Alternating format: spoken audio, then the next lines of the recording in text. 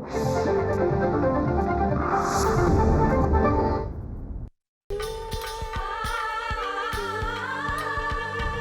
रात्र वणव्याची, ही रात्र तेजाची, ही रात्र वणव्याची, ही रात्र तेजाची. उठा पेटवा ग सारेच फलिते, नका घाबरू ग पाहून जळीते. उजेडाची आस, प्रकाशाचा ध्यास, ही रात्र वणव्याची, ही रात्र तेजाची.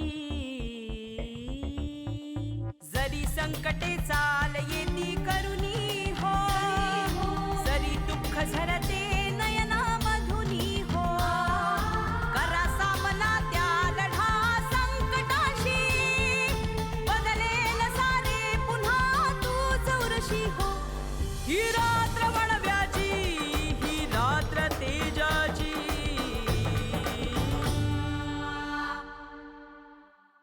काहीही झालं तरी आकांक्षाला अंजलीकडे 4 दिवस आपल्याला पाठवता येणार नाही.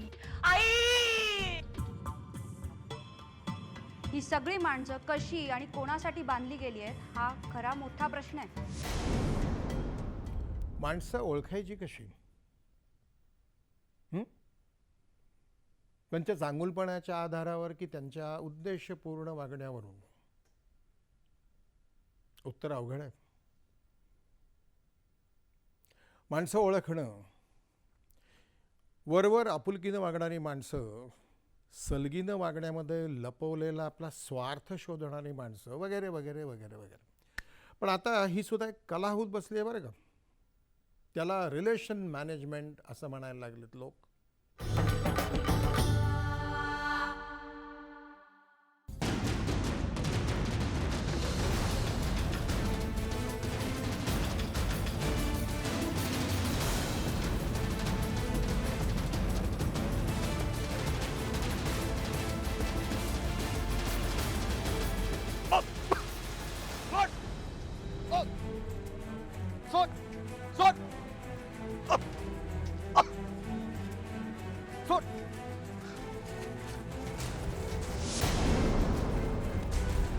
घेण्या चुरी केलीस, फसवलं मला. आपल्या माणसांना कळलं तर सोडायचं नाही जिता तुला. सांगणार कोण त्यांना? मीच ना. तिथं आहे का दुसरं? कोण आहे तर दुसरं? कोण नाही.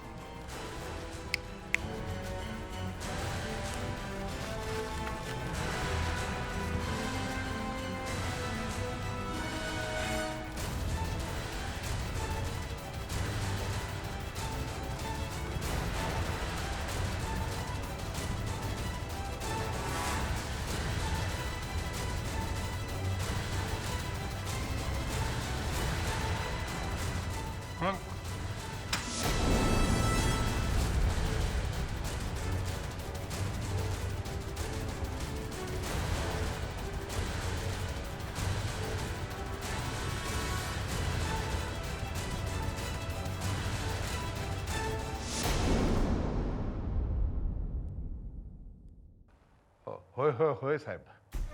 नाही काय, दुष्काळाच्या अंदाजाची बातमी जरा जास्तच भडक छापून आली आहे ना. नाही मी काळजी घेतोय ना साहेब. हो हो. नाही जिल्हाधिकाऱ्यांची मीटिंग बोलवली मी. हो काय, बाजारातून सगळे नफेखोर धान्य गायब करतायत, पण मी सक्षम अधिकाऱ्यांना कारवाईचे आदेश देतोय साहेब.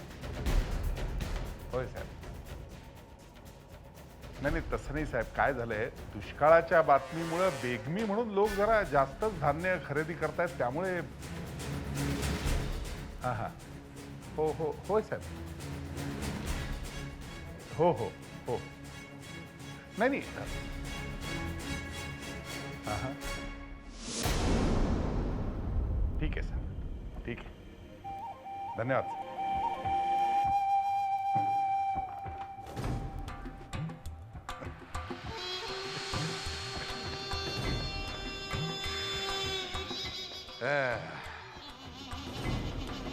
अखेर दुष्काळाच्या बातमीची झळ मुख्यमंत्र्यांपर्यंत पोचली म्हणायची. काय म्हणले सीएम? काय म्हणणार, दुष्काळाच्या बातमीनं लोकांमध्ये खळबळ माजली. धान्य बाजारातून धान्य गायब आहे हं? आणि अशा वेळेला ही अस्वस्थता लोकांच्या डोक्यात जाते, विशेषतः इलेक्शनच्या तोंडावर. तेव्हा लवकर काहीतरी कार्यवाही करा.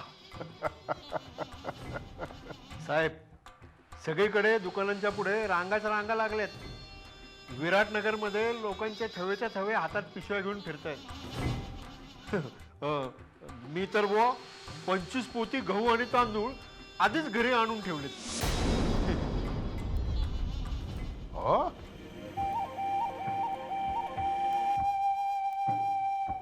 खरंच बरं केलं सा पांडे. नाही काय आहे, दुष्काळामुळे सगळीकडे हीच परिस्थिती असणार. खरंच भास्कर, जावडे, तुम्ही पण सोय करून ठेवा. हो तर करायलाच पाहिजे की. पांडे, बाईंना म्हणजे अंजली गुप्तेंना कळवा, तातडीची मीटिंग बोलवली आहे उद्या बंगल्यावरती. हो साहेब, आणि भाकरे आणि कदम त्यांना पण बोलवलं. पांडे, तू जरा बाहेर थांब. होय साहेब.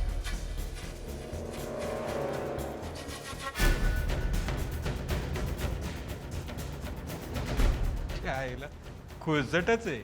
25 पोती गहू आणि तांदूळ. हा? आणि उद्या पाऊस पडला तर काय करणार ह्यो?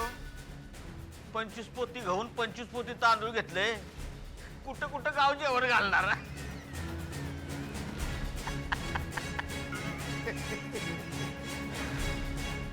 भास्कर, एक काम कर, उद्या मीटिंगला तू पण ये. मग ते बाईची कशी फजिती करतो ते. हो साहेब. हा, मी आपण येतो. कशा करता? लई दिवस झालं मॅडमासनी बघितलं नाही ना, म्हणून.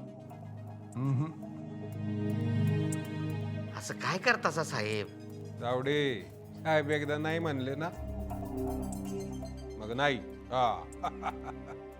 मग एकले भास्करराव कशासाठी? मला बी येऊ दे की. बर बर बर, ठीक आहे ठीक आहे. जावडे, तू पण ये, पण तिथं आल्यानंतर नीट वागायचं. मुख्य म्हणजे स्वतःचे हावभाव आणि बोलणं याच्यावर ताबा ठेवायचा. हो साहेब, नको या जावड्याला. एकदा बाई पाहिली आणि आ केलं की तोंड बंद होत नाही, त्याचं लाल गळत राहते. भास्कर, आणि तू पण उद्या मीटिंग मध्ये एकही शब्द बोलायचा नाही. फक्त त्या बाईकडे बघत राहायचं आणि ती काय बोलते ते नीट ऐकायचं. बरं साहेब.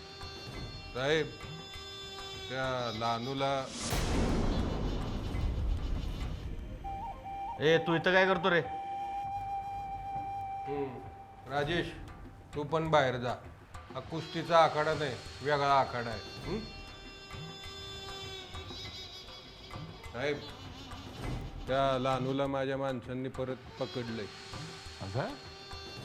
छान छान. असं त्या भोकरवाडीच्या आदिवासी बायका अंजली गुप्तेबाईंना भेटल्या म्हणे. आदिवासी बायका इथपर्यंत आल्याच कशा? दहशत संपली का काय आपली? राजकारण्यांची दहशत संपली असेल तर संपलंच म्हणायचं सगळं राजकारण. हा? अरे, दहशत हीच आपली खरी ताकद असते. त्या आदिवासींना धडा शिकवायलाच हवा. काय करायचं साहेब? जमीन सोडाच, राहती घरं सुद्धा मिळणार नाहीत अशी व्यवस्था करावी लागेल म्हणावं.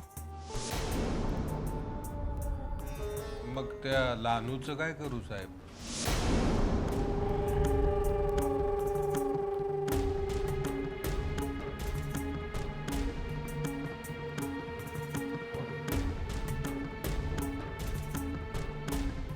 तुला आवडेल ते कर.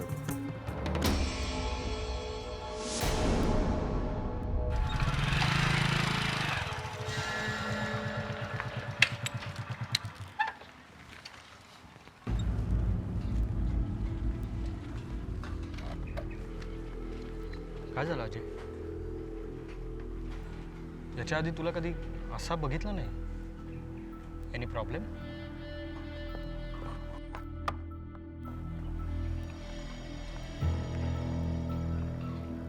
फोन कशासाठी केला होतास? मी भोकरवाडीतल्या काही आदिवासी महिलांना इकडे घेऊन आलो होतो. इथे विराटनगरला? त्या लहानू शिवाचं प्रकरण झाल्यानंतर खूप घाबरलेत रे ते. आमच्या जमिनी आम्हाला नकोच आहेत असंच म्हणायला लागले होते. मी म्हटलं तुम्ही एकदा माझ्याबरोबर चला, अंजली गुप्ते मॅडमशी बोला. काय आहे, यांनी त्यांनाही थोडासा धीर मिळेल, सुरक्षित वाटेल आणि सगळ्यात मुख्य सरकार त्यांच्या पाठीशी आहे ह्याची जाणीव होईल त्यांना. मग भेटल्या? भेटल्या ना, चांगल्याच भेटल्या. कायम लक्षात राहील ही भेट. म्हणजे? अरे मला जमीनदारांचा दलाल म्हणाला. मी त्यांच्यासाठी कमिशन एजंट म्हणून काम करतो असं म्हणाली ती बाई आणि हाकलून दिलं मला ऑफिसमधून. काय? हो, मी तिच्या ऑफिसमध्ये होतो, तिचा अपमान नको व्हायला, तिच्या हुद्द्याचा मान ठेवला म्हणून काही बोललो नाही. तर आज अरे काय वाटेल ते जे मनाला येईल ते बोलत सुटली होती ती बाई. अजय, गैरसमजातून झाला असावं हे सगळं. अरे गैरसमज कसला रे, सत्तेचा माज म्हणतात त्याला. इतरांना काही किंमतच नसते ना. अजय, सरकारी नोकरशहांना आपण ओळखत नाही का? आजूबाजूचे जे सांगतात बोलतात त्याच्यावरून ते आपलं मत ठरवतात. हे बघ, तू पेपरमधनं लिहितोस, टीका करतोस, त्यामुळे त्यांची झोप उडते. मग संधी मिळाल्यावर ते फायदा घेणारच ना. नाही, पण मी पेपरमध्ये जे लिहितो त्याच्याबद्दल जर काही बोलले असते ना तर मला अजिबात हरकत नव्हती, चाललं असतं मला. पण हे काय उगीच दलाल काय, हां कमिशन एजंट काय, व्हॉट रिडिक्युलस यार. तू मला कशासाठी बोलवलंयस? हां सॉरी यार, ते राहूनच गेलं सांगायचं. त्या आदिवासी बायका अंजली गुप्तेंना येऊन भेटल्या आहेत हे भास्कर पाटलांना कळणारच. त्यांना सहन नाही होणार ते. पुढे काहीतरी वेडवाकडं होण्याचीही शक्यता आहे. शशी, मी तर आता थोडे दिवस त्या वस्तीत जाऊन त्यांच्याबरोबरच राहणार आहे. तूही जरा चक्कर टाक अधूनमधून. आणि जमलं तर थोडा पोलीस बंदोबस्त वाढवा. आदिवासी बायका इथं येऊन गेल्या गंभीर गोष्ट आहे भास्कर पाटलासाठी. त्याच्या दहशतीला त्यांनी जुमानलं नाही असाच तो अर्थ काढणार. म्हणूनच तुला इकडे बोलावून घेतलं. कोणत्याही क्षणी आपण बेसावध राहता कामा नये. ठीक आहे, तू कधी जाणार आहेस भोकरवाडीला? उद्या निघेन बहुधा. चल, उशीर होतो.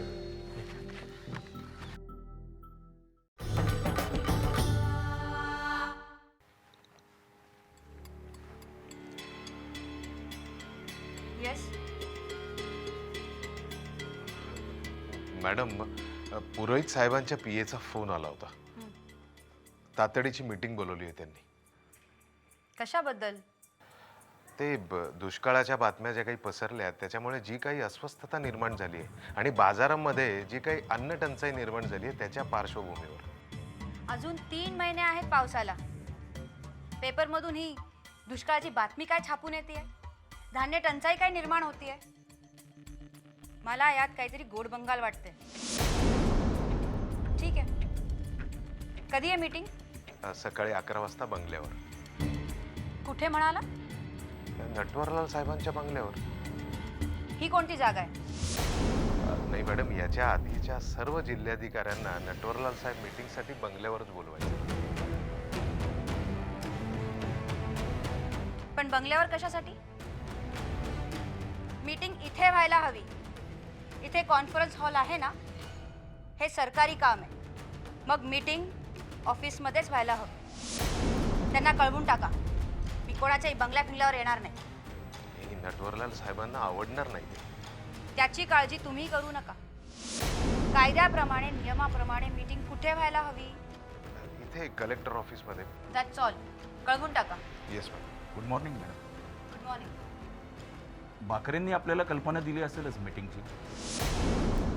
नटवरलाल साहेबांनी बंगल्यावर बोलवले.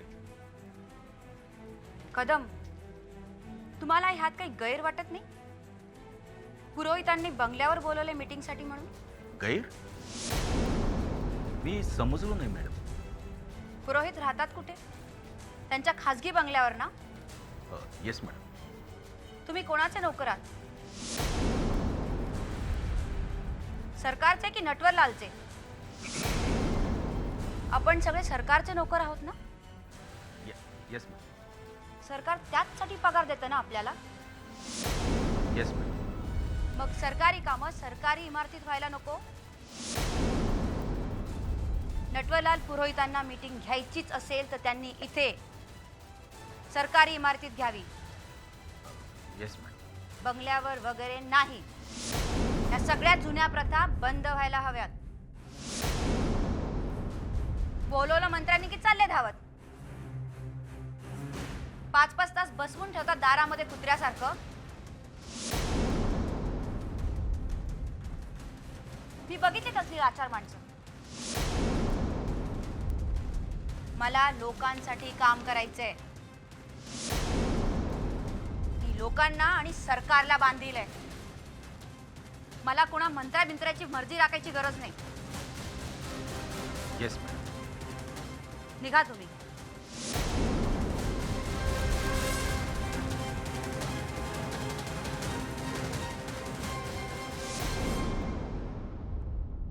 अहो, हा अजय कसा आला नाही अजून?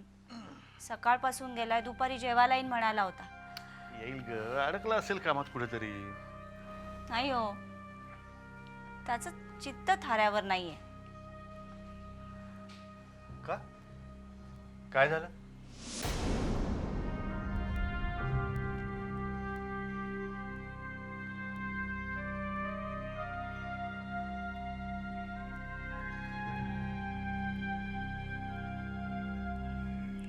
काही नाही. एक मिनिट. काय झालंय? काही नाही, माझी भाजी कर. करपू दे. तू इथे बस आधी. बस इथे. तू आत्ता म्हणालीस की त्याचं चित्त थाऱ्यावरती नाही, म्हणजे नेमकं काय झालंय हे मला कळायला हवं.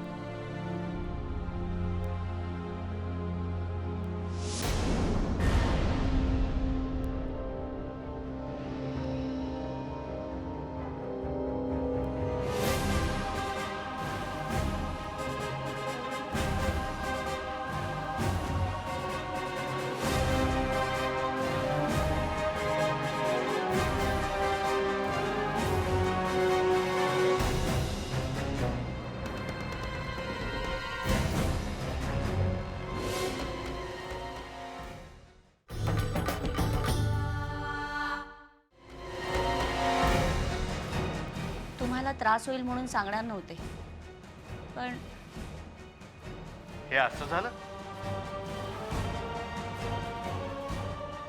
आणि केवळ मला त्रास होईल म्हणून तू मला काही सांगितलं नाही. हो, अंजली असलं काहीतरी बोलली तेव्हापासून त्याचं चित्त थाऱ्यावर नाहीये. तो बाहेर गेला आणि त्याला उशीर झाला की मला खूप काळजी वाटायला लागते. अंजलीने अजयवरती फार गंभीर आरोप केलेले आहेत.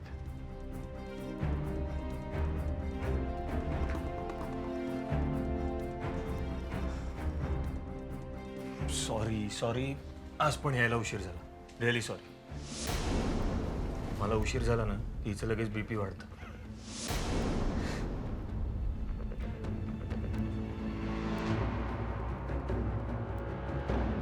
काय झालं?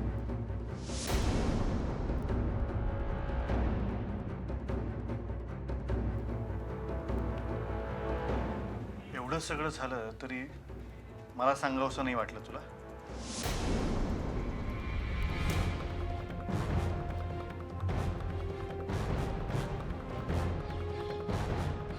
नाही, तसं नाही बाबा. उगाच तुम्हाला त्रास नको म्हणून नाही सांगितलं तुम्ही, इतकंच.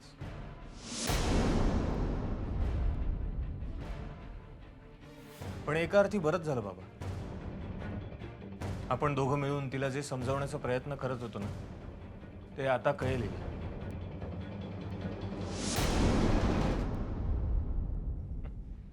आता तरी जाणार नाही तिकडे बंगल्यावर फिरायला? नाही अजय, आता तर जाणारच, पण जुनी ओळख सांगायला नाही.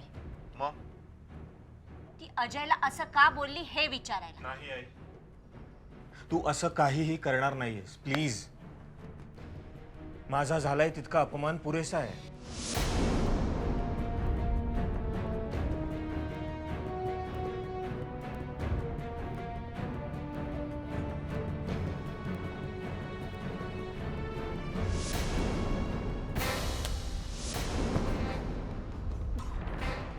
अरे लाण्या फुकण्या, हा पहिल्यांदाच पाहिलास ना तावडीतून, धरला की नाही तुला? आणि पळून तर कुठं जाणार होतास रे? माणसं फितवून पैसा देऊन धरला, त्याचा जन्मभर शोधला असता तरी घावला नसतो. लय गुरमी आले होय. थांब जावडे, याची गुरमी मी उतरवतो.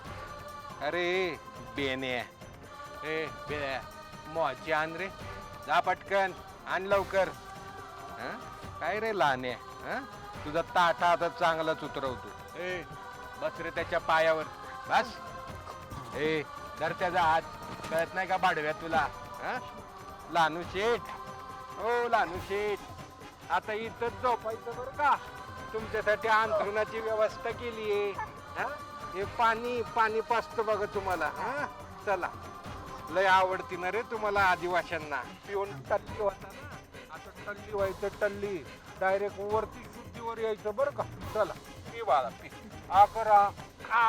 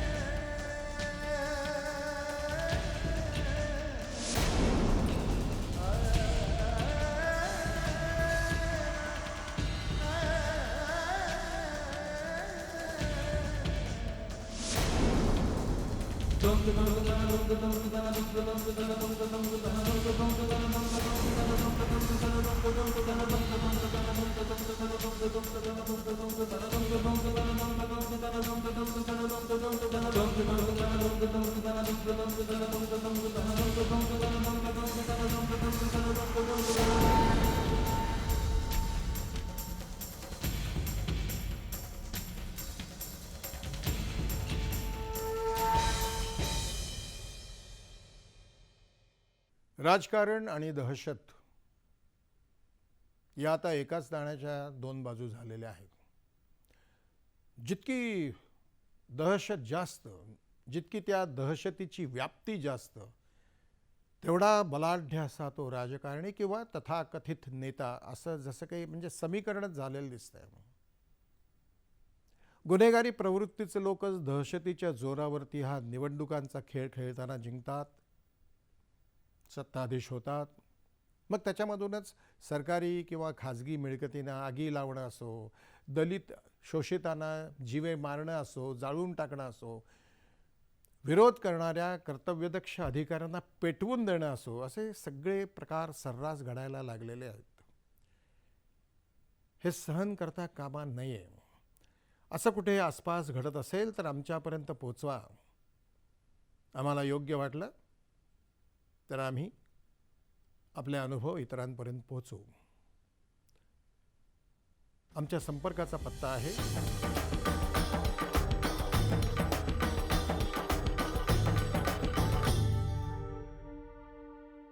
साहेब, या बाईची नखरेलाच वाढायला लागल्या. हेच करणार नाही, तेच करणार नाही, काय चाललंय का हिचं?